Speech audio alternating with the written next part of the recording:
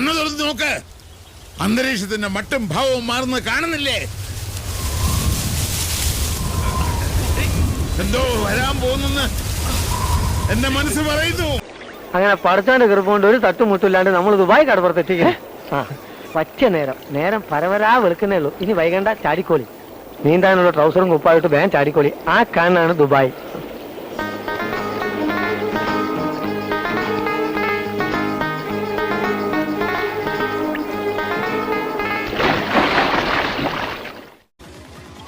അല്ല ഫുള്ള് വെള്ളാണല്ലോ. ഇവിടെ ഇപ്പൊ എങ്ങനെ ജീവിക്കും? വെള്ളപ്പൊക്കം വരട്ടെ, ഈ പടി വരെ വെള്ളം പൊക്കും.